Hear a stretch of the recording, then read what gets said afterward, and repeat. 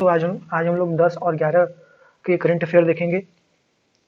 महेश राममूर्ति बने yes bank के नए मुख्य सूचना अधिकारी। हाल ही में यस बैंक ने महेश राममूर्ति को अपना नया मुख्य सूचना अधिकारी सीईओ नियुक्त किया है। पाठकों को बता दें कि महेश बैंक के लिए टेक्नोलॉजी और डिजिटल परिवर्तन को नेतृत्व करेंगे और महेश को भारतीय और एमएनसी बैंकों और टेक फर्म पेमेंट और बैंकिंग टेक्नोलॉजी और प्रोडक्ट डिजाइन बिजनेस सॉल्यूशन और प्रोजेक्ट मैनेजमेंट में बीएफएसआई टेक्नोलॉजी सेक्टर में 3 दशकों से ज़्यादा का अनुभव है। ध्यान दें कि यस बैंक भारत में कार्यरत निजी क्षेत्रों का एक बैंक है। यह एक भारतीय निजी क्षेत्र का बैंक है जिसकी स्थापना साल 2004 में राणा कपूर और अशोक कपूर ने की थी। प्रसिद्ध आयुर्वेदाचार्य बालाजी तांबे का निधन। हाल ही में जाने माने आध्यात्मिक गुरु बालाजी तांबे का 81 वर्ष की उम्र में निधन हुआ है। वह आयुर्वेद चिकित्सा और योग के समर्थक थे। उनकी उच्च गुणवत्ता वाली दवा ने पूरे देश और विदेश में आयुर्वेद को फैलाने में मदद की। पाठकों को बता दें कि तांबे और लोनावाला में एक चिकित्सा केंद्र आत्मसंतुलन गांव के संस्थापक और आध्यात्मिकता, योग और आयुर्वेद पर कई पुस्तकों के लेखक थे। हाल ही में महाराष्ट्र सरकार ने आईटी क्षेत्र में राजीव गांधी पुरस्कार देने की घोषणा की। और एक लेटेस्ट न्यूज है, जो राजीव गांधी का जो पुरस्कार जो सर्वश्रेष्ठ खिलाड़ी को दिया जाता था, अब वो उसका नाम बदलकर मेजर ध्यानचंद के नाम पर रख दिया गया है। इसके बारे में देख लिया जाए। महाराष्ट्र सरकार ने आईटी क्षेत्र में राजीव गांधी पुरस्कार देने की घोषणा की। हाल ही में महाराष्ट्र सरकार ने भारत के पूर्व प्रधानमंत्री राजीव गांधी के नाम पर एक पुरस्कार शुरू करने का फैसला किया है। महाराष्ट्र में राजीव गांधी पुरस्कार सूचना प्रौद्योगिकी के क्षेत्र में उल्लेखनीय कार्य करने वाले संस्थाओं को दिया जाएगा। पाठकों को बता दें कि इस पुरस्कार का उद्देश्य आईटी सेक्टर में कार्य करने वाले सर्वोच्च संगठनों को प्रोत्साहित करना है।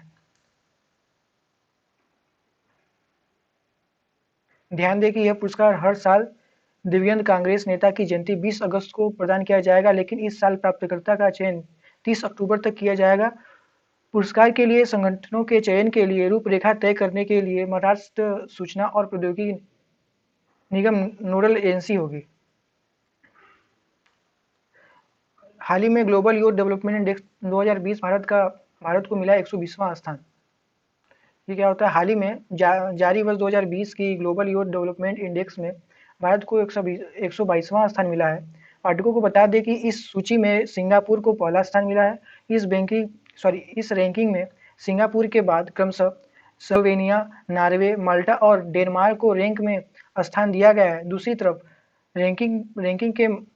तरफ रैंकिंग के मान के अनुसार जिन देशों में युवाओं का सबसे कम विकास हुआ है उनमें चाड, सेंट्रल अफ्रीकन रिपब्लिक, दक्षिण सूडान और अफगानिस्तान और नाइजर शामिल है। इस रिपोर्ट के अनुसार भारत वर्ष 2010 से 2018 के बीच युवा विकास के क्षेत्र में सबसे तेजी से उभरे 5 देशों में शामिल है। भारत के अतिरिक्त रूस, अफगानिस्तान, इथोपिया और बर्किना में इस अवधि के दौरान तेजी से युवाओं का विकास हुआ। इन देशों में शिक्षा और रोजगार जैसे क्षेत्रों में औसतन 15.74% की वृद्धि हुई। अब अगला देख लिया जाए। जेवलिन थ्रो डे, एएफआई ने प्रतिवर्ष 7 अगस्त को मनाने की घोषणा की। हाल ही में एथलीट फेडरेशन ऑफ इंडिया ने टोक्यो ओलंपिक में भारत के लिए स्वर्ण पदक जीतने वाले नीरज चोपड़ा के सम्मान में प्रतिवर्ष 7 अगस्त को पूरे भारत में भाला फेंक दिवस मनाने की घोषणा की है। याद रहे कि नीरज चोपड़ा ने 2 बार 87 मीटर तक भाला फेंक कर ओलंपिक में एथलीट्स में चल रहा भारतीय टीम के पदक का सूखा खत्म कर दिया और वह अभी गोल्ड मेडल से नवाजे गए। पूर्व भारतीय हॉकी खिलाड़ी गोपाल भेंगरा का निधन। हाल ही में पूर्व भारतीय हॉकी खिलाड़ी गोपाल भेंगरा का 75 वर्ष की उम्र में निधन हुआ है। बता दें कि भेंगरा ने 1978 में अर्जेंटीना में हुए विश्व कप में भारत का प्रतिनिधित्व किया था। गोपाल भेंगरा ने आर्थिक रूप से अपनी जिंदगी में बहुत संघर्ष किया। उन्होंने आर्मी में नौकरी की और फिर वहीं से हॉकी खेलने लगे। 1978 में हॉकी का वर्ल्ड कप तो खेला ही, उनका चयन ओलंपिक के लिए भी हो गया था, लेकिन कुछ कारणों से वे ओलंपिक खेलने नहीं जा सके। इसके बाद 1986 में वे अपने गांव खूंटी के तोरपा लौट गए और पेंशन के पैसे से ही उनके परिवार का गुजर बसर होने लगा। बाद में बढ़ती जिम्मेदारियों की वजह से उन्हें दिहाड़ी मजदूरी भी करनी पड़ी और उन्होंने एक मजदूर के तौर पर पत्थर तोड़ना शुरू कर दिया। काकोरी ट्रेन एक्शन, यूपी सरकार ने काकोरी कांड का नाम बदला। हाल ही में उत्तर प्रदेश राज्य सरकार ने काकोरी कांड का नाम बदलकर काकोरी ट्रेन एक्शन कर दिया। राज्य सरकार ने बताया है कि कांड शब्द अपमानजनक है और इसीलिए इसकी भाषा में बदलाव इसीलिए इसकी भाषा में बदलाव किया गया है। काकोरी कांड के बारे में 9 अगस्त 1925 को घटे काकोरी कांड को राम प्रसाद बिस्मिल और अशफाक उल्ला खां और राजेंद्र प्रसाद लिहाड़ी और अन्य कई क्रांतिकारियों के लिए जाना जाता है। तब हिंदुस्तान रिपब्लिक एसोसिएशन से जुड़े क्रांतिकारियों ने इस घटना को अंजाम दिया था। यह घटना एक ट्रेन लूट से जुड़ी है जो 9 अगस्त 1925 को काकोरी से चली थी। आंदोलनकारियों ने इस ट्रेन को लूटने का प्लान बनाया था। जब ट्रेन लखनऊ से करीब 8 मील की दूरी पर थी, तब उसमें बैठे 3 क्रांतिकारियों ने गाड़ी को रुकवाया और सरकारी खजाने को लूट लिया। फ्यूल डे 10 अगस्त को मनाया गया। हाल ही में 10 अगस्त 2021 को दुनिया भर में विश्व जैव ईंधन दिवस वर्ल्ड बायोफ्यूल डे मनाया गया है। पाठकों को बता दें कि हर साल 1893 में 9 अगस्त को डीजल इंजन के आविष्कारक सर रुडोल्फ डीजल ने पहली बार मूंगफली के तेल से यांत्रिक इंजन को सफलतापूर्वक शुरू किया गया। उनके विश्लेषण प्रयोग ने भविष्यवाणी की थी कि वनस्पति तेल अगली शताब्दी में जीवाश्म ईंधन का अलग अलग मैकेनिकल इंजनों में बदलने के लिए उपयोग किया जाएगा। इस उपलब्धि को याद रखने के लिए विश्व जैव ईंधन दिवस हर साल 10 अगस्त को मनाया जाता है।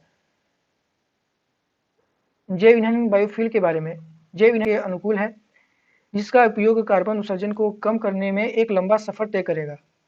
इसे नवीकरणीय बायोमास और संसाधनों के माध्यम से बनाया जाता है और इस प्रकार सतत विकास के लिए एक मजबूत स्थिति बनाता है। वर्ल्ड लॉयन डे 10 अगस्त को मनाया गया। हाल ही में 10 अगस्त 2021 को दुनिया भर में विश्व शेर दिवस वर्ल्ड लॉयन डे मनाया गया है। पाठकों को बता दें कि यह दिवस प्रतिवर्ष शेरों के प्रति जागरूक करने के लिए उद्देश्य से 10 अगस्त को मनाया जाता है। इस दिन शेरों को लेकर लोगों के मन में जागरूकता बढ़ाने और शेरों की घटती आबादी और संरक्षण पर जोर दिया जाता है। ध्यान दें कि विश्व शेर दिवस को मनाने की शुरुआत साल 2013 में की गई, ताकि शेरों की दुर्दशा और इन मुद्दों के बारे में लोगों को जागरूक किया जा सके और जो लोग जंगली शेरों के पास रहते हैं उन्हें शिक्षित किया जा सके।